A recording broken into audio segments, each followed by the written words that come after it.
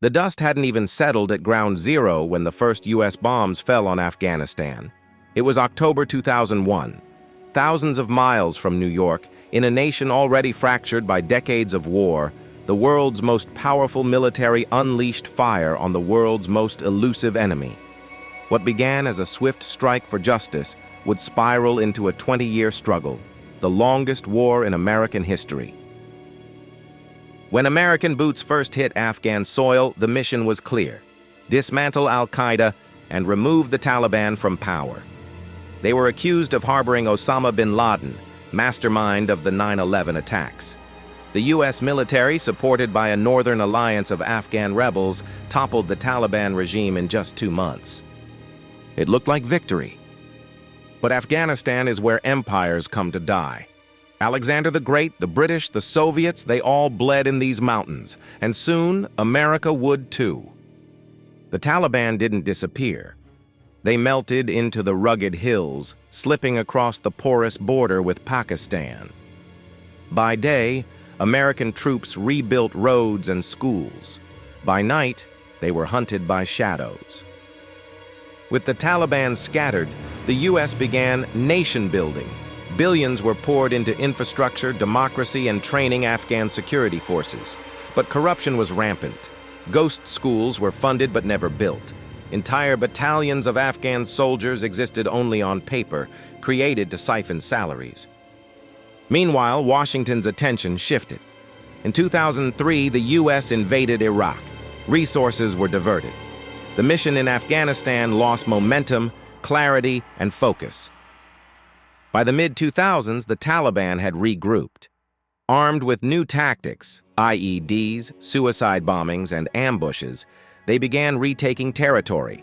The war was no longer about revenge, it was now about survival on both sides. By the time President Obama surged 30,000 more troops into the country in 2009, Afghanistan had become a bleeding wound. At its peak, over 100,000 U.S. troops were deployed. Some were barely old enough to remember 9/11.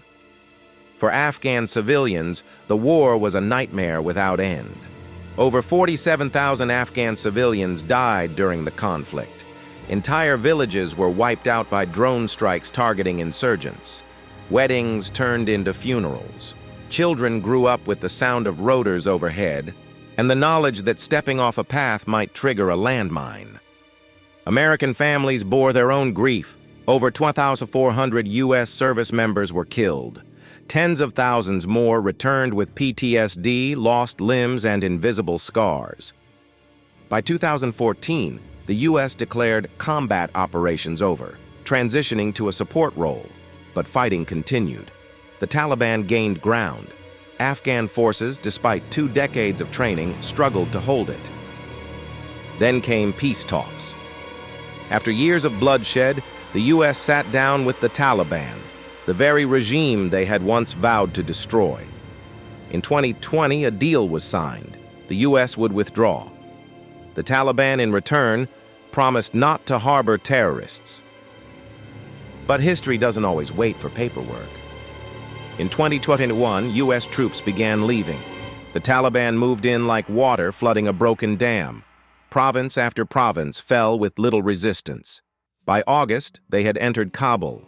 The Afghan government, propped up for 20 years, collapsed in days. The world watched in disbelief as desperate Afghans clung to departing planes. America's longest war had ended, not with a victory, but with a chaotic retreat. Trillions spent, thousands dead, and the Taliban back in power. The war in Afghanistan began with fire and fury. It ended with silence and dust. What was gained, what was lost, and what, if anything, was learned? Only history can answer that. And in Afghanistan, history is still being written.